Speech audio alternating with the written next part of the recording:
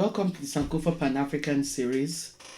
Please sustain this channel by turning on your subscription and notification buttons. Thank you. The Wolof, also spelled Jollof starting with a D, or sometimes Jollof starting with a J, empire, was founded soon after 1200 AD, and between the 13th and 15th centuries, it had covered what is now inland Senegal.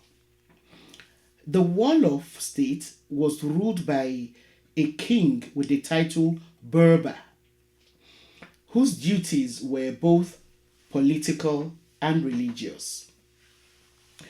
During the 14th century, it began to develop satellite states such as the Kayo. I hope I'm pronouncing it properly. The Kayo, Nyumi, Badibu, Nyani, and Wuli. The political organization of the Wolof Empire can be compared to a confederacy.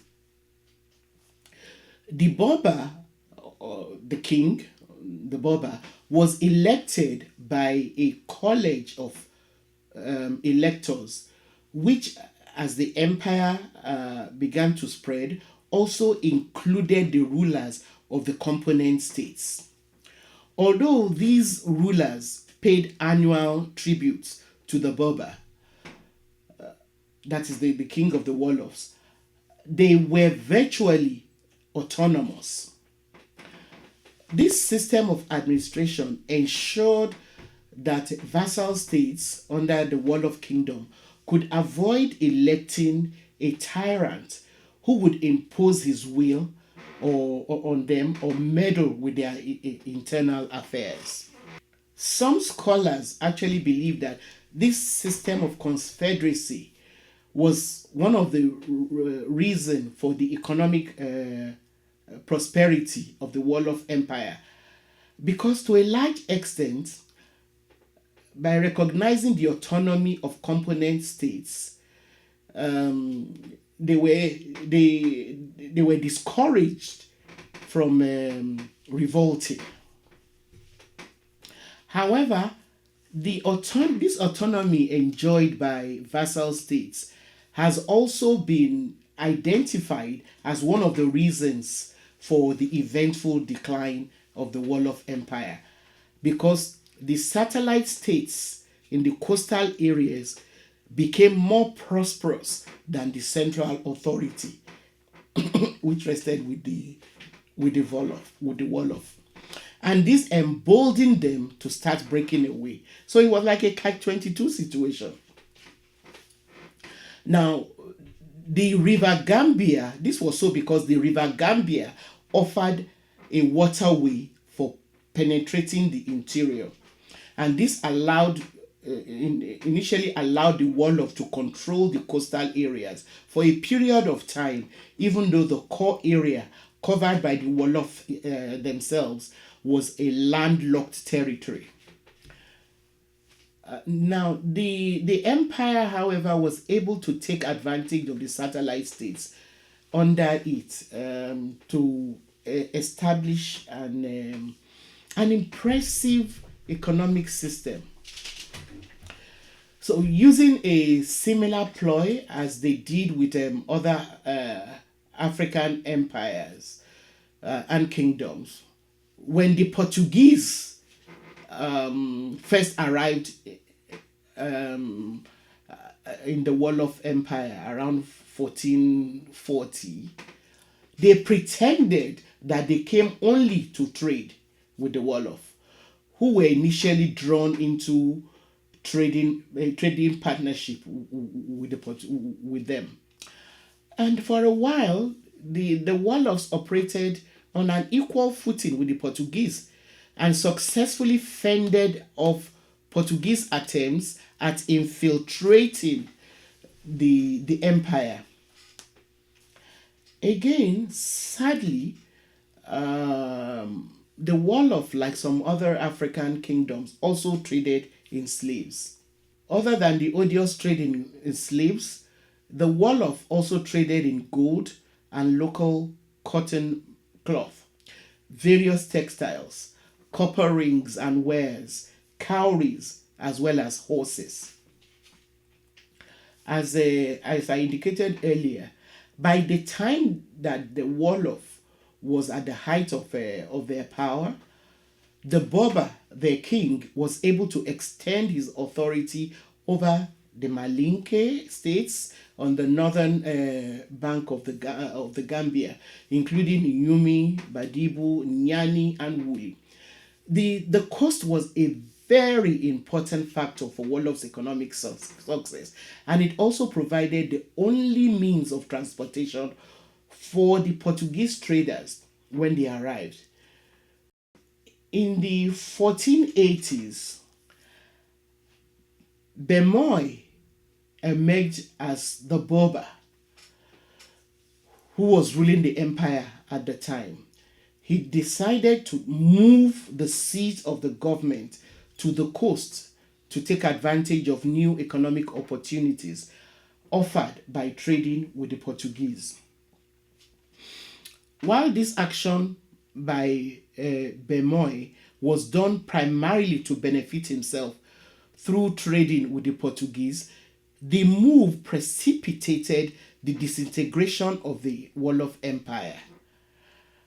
Other princes opposed his ploy and then rose against him and deposed him. Now, Bemoy then escaped and sought refuge with the Portuguese, who took him to Lisbon in Portugal. Faced with what they saw as an opportunity to put their ally, who also happened to be a Christian, on the throne, John II of Portugal sent an extraordinarily large force under a Portuguese commander to install Bemoy back on the throne of the Wolof Empire. The objective was to put Bemoy on the throne and create a fort at the bank of the Senegal River, through which Portugal would then gain the much desired access and control of trading in the empire. Neither of these goals were achieved, as Bemoy was killed after being charged with treason by his contemporaries. The failure of Portugal to forcefully reinstall Bemoy led to the disintegration of the Portuguese-Wolof trade relations.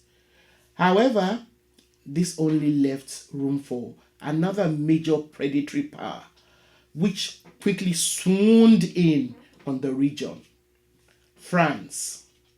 French traders brought with them items of trade such as French textile, gin, metal, and firearms. Trade with the French persisted even after the disintegration of the empire.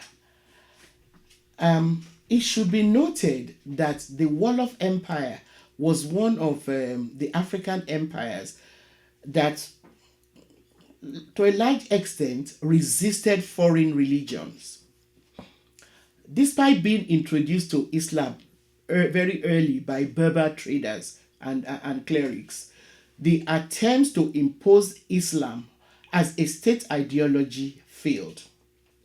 Most of the ordinary populations held fast to their traditional beliefs. This same resistance was put up against attempts by Portugal to impose Christianity, as indicated by their failure to have Bemoy reinstalled as a Berber. European traders and trading interests were a major factor in the decline of the Wolof Empire.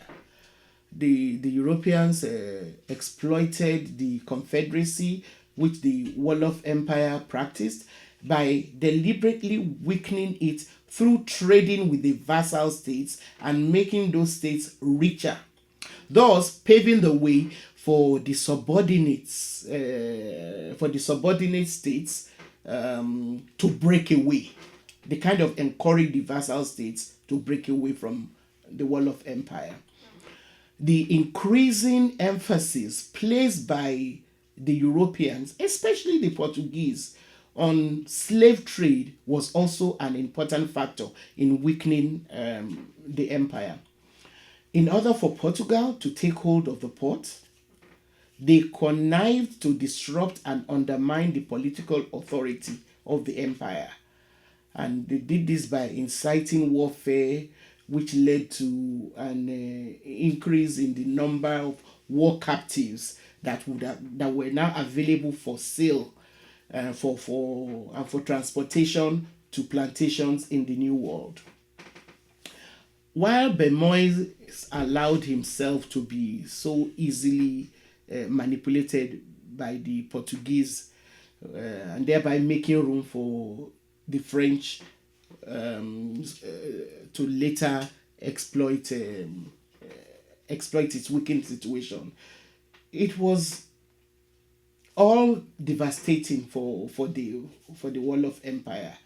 This disruption of the political system, the political authority, soon then gave way for the breakaway of the state and the eventual disintegration of the empire. And in 1556, the nobles of Keyo, one of the vassal states, threw off Wolof domination and established an independent state of their own on the Senegal states. This action cut off Wolof's access to the sea and to the European trade. And its importance just continued to decline. Other satellite states soon followed, and the empire was just continued to grow weaker. Although the Wolof persisted, the kingdom did not wield as much influence as it had when it was an empire.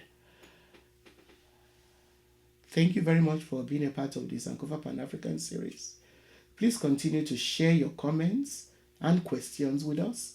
Also, please give us a thumbs up and share our videos with your contacts. See you next time.